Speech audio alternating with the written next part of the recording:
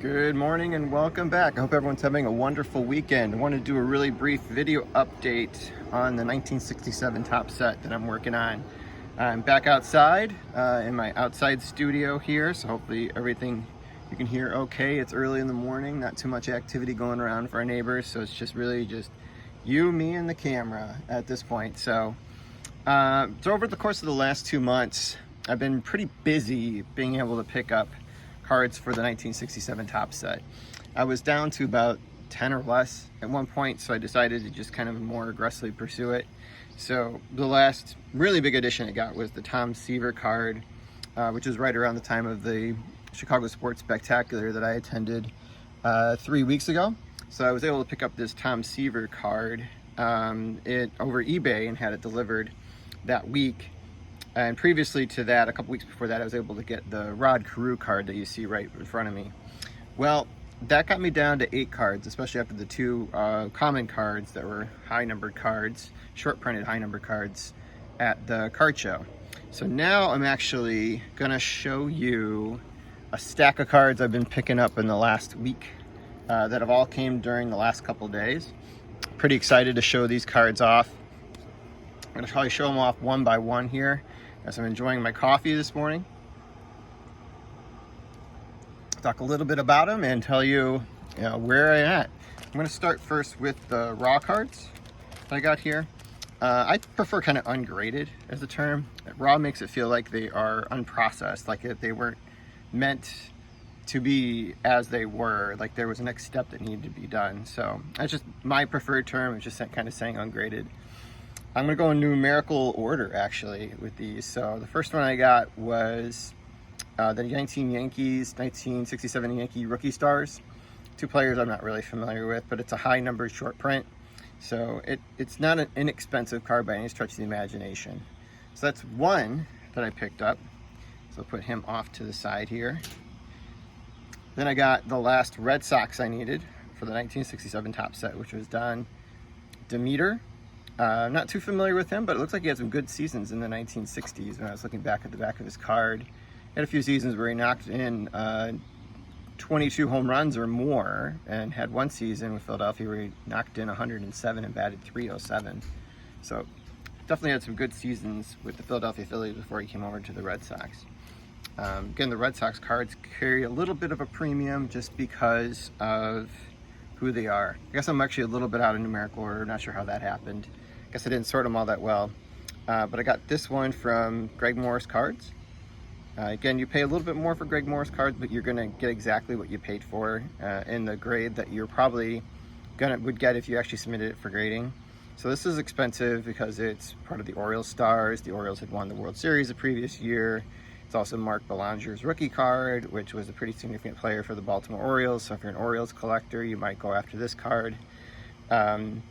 It's hard to find in good condition, which I think is another reason it kind of goes up a little bit higher, and it's a super short printed card within the set. As with all the rookies for the 1967 set, they had little bios on each with their minor league stats. If they had any major league stats at that point, they would release them on the back as well. So pretty excited to add those 3 to my collection. And then that brings up the graded cards that I was able to pick up, which I'm pretty excited about those. I'm actually gonna grab one of the stands here to kind of show you them off individually. So I'm gonna move probably a couple of these guys out of the way. So I'm gonna move Rod a little bit out of the way so I can center these a little bit better. So I'll put Rod in the corner here. Not to minimize his accomplishments, we're gonna move him off to the side. I'll show these one by one. Starting with another one of the rookie stars. This one's got Don Shaw and Gary Sutherland.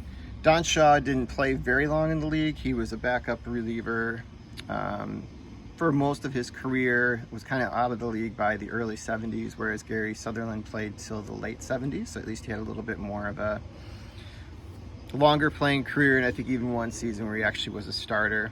I don't think with the Phillies, with another team. But I was pretty excited to pick up this one as I was getting the numbers lower and lower. I'm going to save those 2 bigger ones to the end. Actually, they're all kind of big ones. Here's like the kind of the 3 big ones that I picked up. We'll do the SGC holder first, and that's Mike Shannon.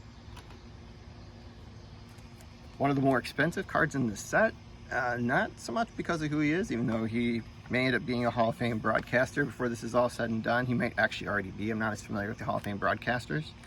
But the Cardinals won the World Series in 1967, so any of the cards for the team sets for the years that they won the World Series in like the 50s and 60s kind of come with a premium on there, and it's a high series card on top of it. So I was able to pick this one up in a 3.5, so it shows pretty well. It's kind of off center. It's got some whitening on the cards, a little bit of snowing on there from wear, but it's in good shape, kind of is consistent with the set that I put together, about mid to low grade. So pretty excited to have that one. This card's 605. It was the last card that numbered card that I needed in the set, but obviously not the last card. Those I decided knocking off Tom Seaver a little bit over here. Then I picked up Rocky Clavito, which is, oddly enough, this card is actually more expensive than his rookie card, unless you get his rookie card in like a super high grade. It's in the 1957 top set, but it's not in the short printed series, whereas this one is in the short printed series. I believe it's his last card with the Cleveland Indians, at that time now the Guardians. Pretty popular player during this time period of the late 50s and 60s with both Cleveland and Detroit. Had some great seasons. Probably would consider him to be still not Hall of Fame worthy, even though he's kind of on that fringe, kind of like probably in the same class of player as Roger Maris. So a big name in the era, had some big accomplishments. I mean, not as big as Maris. Definitely didn't play in the big of a spotlight and didn't hit 61 home runs in a season. But Rocky Clavito definitely was a star during that time period. Still alive to this day, and is just recently, not too long ago, I think, was honored with a statue for the Italian American Hall of Fame in Cleveland. So pretty excited to pick up this Rocky Clavito. It's sneakingly expensive because he's a star in the set. Not a Hall of Famer, those are going to cost a little bit more, but just below that threshold, he and Shannon are right up there. So I say they're one of the big six cards in the set, and I'll kind of explain the big six in the high series. And then finally, the big pickup I got during this time period was Brooks Robinson. Was the last Hall of Fame card I needed for the entire set. Wanted to make sure I got this one graded. They're all, oddly enough, all PSA 4s, which kind of fits together pretty nicely. We actually got this one from the same seller as this one, which was Diamond Cardboard, which were really good sellers to work with.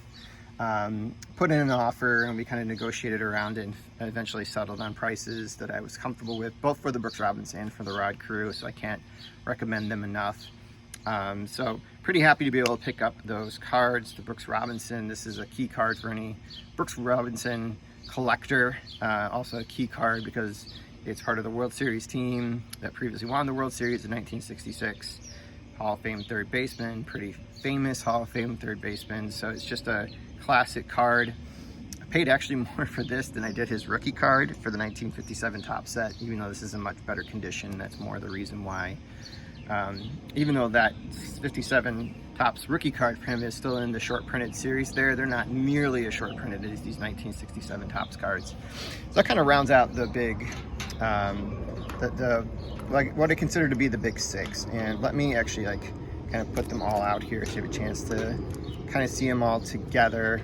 See if I can kind of fit them all on screen. It's going to be a little tight here to be able to do that, but I got to turn them up to be able to do that. So move Tom up a little bit here. I'm really excited with the Seaver rookie. Clavito would have to be considered one of them as well, without a doubt. And then Mike Shannon. Not gonna be able to fit him on screen as easily. I'm gonna put him in the background over here. Probably fit a little bit better. So the other one would be, there's one more Hall of Famer in here that I don't have a graded copy of. And it's probably one of the cards I probably would want to upgrade if I had an opportunity to be able to do that. And that's Jim Bunning. So he also was a statesman too, who worked in Washington for many years at the end of his career. So he kind of has a dual legacy, if you will, in American pop culture, both as a politician and also a sports Hall of Famer. So at some point I want to be able to kind of add that to make the sort of the big six all graded for the set. But as of now, because of the updates I got, including the cards that are ungraded, oh, Shannon just fell over. I'm down to just one. down to just one for the set. So this is what I'm going to do. When I eventually get and add that card, I'm going to do an update to my video about the complete set, and I'm going to just do the high series and kind of show you all the cards for the high series, kind of make that a sort of a standalone video to go with what was previously shown back in, I believe, April is when I did that video. All right, so hope everyone had a great time looking at this. Pretty excited to show these cards off. This is probably one of the more expensive mail days I've had in the last week. So I'm off to a card show later today. Hope you all have a great weekend. I'll do a recap of that show at some point later in the week. All right, have a great one.